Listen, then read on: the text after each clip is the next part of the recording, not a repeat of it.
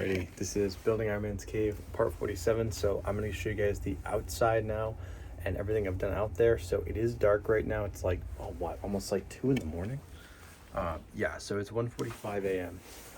So I'll show you guys just like the rough exterior. I'll show you guys during the daylight tomorrow more on the outside, but for now, let me just show you guys what I got. So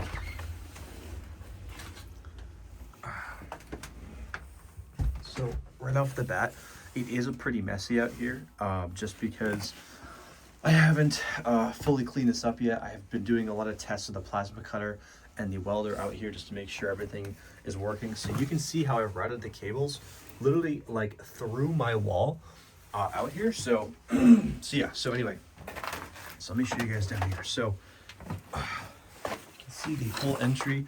I got my nice light up there, lighting the top of the hallway. And then I also got this lamp here. And then I also got this one right here. This is the oil drum, which I have talked about, I think previously. This is what I'm gonna be using for the parts for my entire suit and all the plating. So I'm gonna be literally like cutting this into pieces. So that's pretty cool. I also built this hallway here, which you can see. Like I said, it's kind of hard to see because it's dark, but yeah, so this is the entrance to the cave itself. And you can see it's like literally roofed and everything. Like I said, I've taken the last like 2.5 months to build this. And I have these huge wooden panels here. So that way, when it snows, it doesn't like, basically get this whole area covered in snow. So you can still see patches of snow in here. So I actually have patched up more of the wall. This piece that you see right here, that wasn't there before. So this snow will actually not be coming in anymore, which is good. I also reinstalled my extraction fan, which I'm sure you guys remember used to be a vital part of my shed, my old welding area. So I can activate it right here. So yeah, so that is my extraction fan. So yeah, like I said, it is literally taking me like 2.5 months to build this. It's been extremely cold. I'm sure you can like see my breath right now. It's like freezing outside. It's probably like 5 or 10 degrees. 10 degrees if I'm lucky. But yeah, so here's actually the really cool part. So, and I'll show you guys like more of this tomorrow.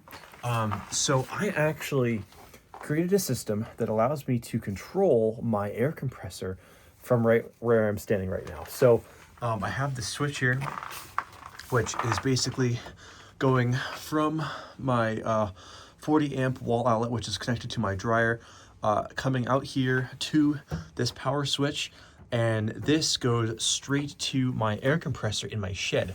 I kept my air compressor in my shed because I didn't have enough space out here.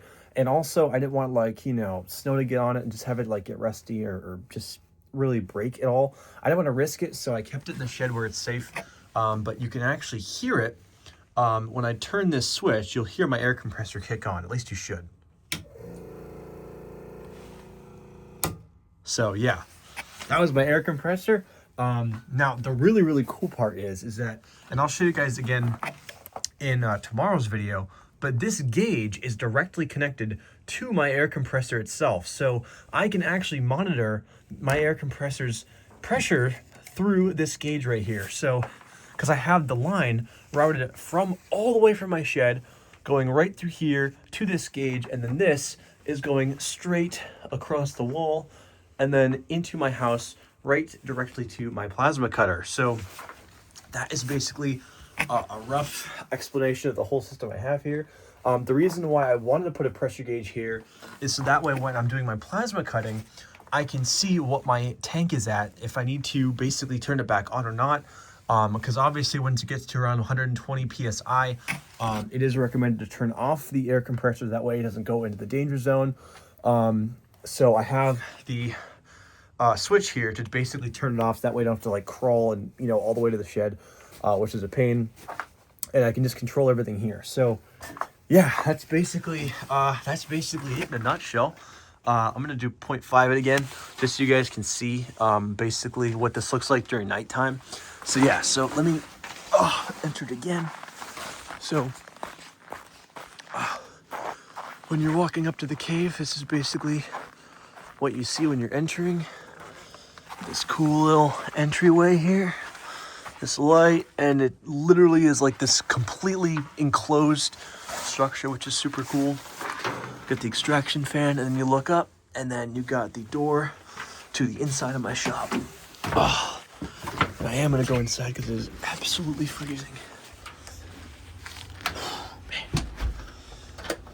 And then and then you can see my whole outside from this little window. So that way, if I'm out there, my fiance needs to get my attention, she can just like look through here.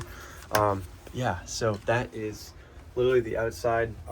Again, between that and in here, it's taking me like 2.5 months to do everything. So, because I think I started migrating everything at I think beginning of November, I'm pretty sure.